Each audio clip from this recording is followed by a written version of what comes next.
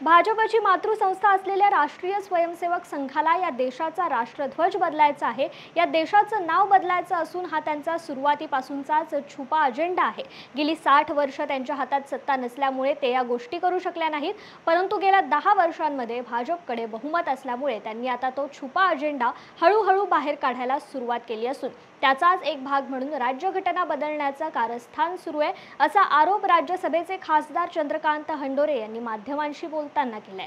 मंत्री रामदास आठवलेंना लल्लू यादव हे जे भाजपचे खासदार आहेत त्यांनी हा प्रश्न हे केलेला आहे का बा आम्हाला राज्यघटना बदलायची आहे, पण रामदास आठवले म्हणतात हे त्यांचं वैयक्तिक मत आहे। याबाबत आपलं काय म्हणतात?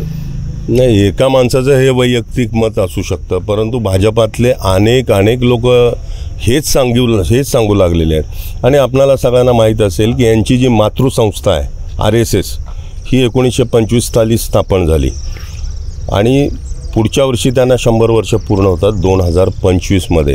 त्यांचे छुपे अजेंडे अनेक आहेत, त्यापैकी हा एक अजेंडा आहे। त्यांना हिंदुत्ववादी देश बनवायचा आहे, या देशाचा राष्ट्रध्वज बदलायचा आहे, या देशाचं नाव बदलायचं आहे, हा त्यांचा छुपा अजेंडा आहे। आणि त्यांच्या दुर्दैवानं गेली 70-80 वर्ष त्यांच्या हातात सत्ता नसल्यामुळे ते करू शकले नाहीत, परंतु गेल्या 10 वर्षामध्ये ॲब्सोल्यूट मेजॉरिटी त्यांच्याकडे आलेली असल्यामुळं आता तो छुपा अजेंडा हळूहळू ते बाहेर काढायला सुरुवात केली आणि त्याचाच एक भाग म्हणून राज्यघटना बदली करण्याचं कारस्थान त्यांचं आहे, हे पक्का आहे।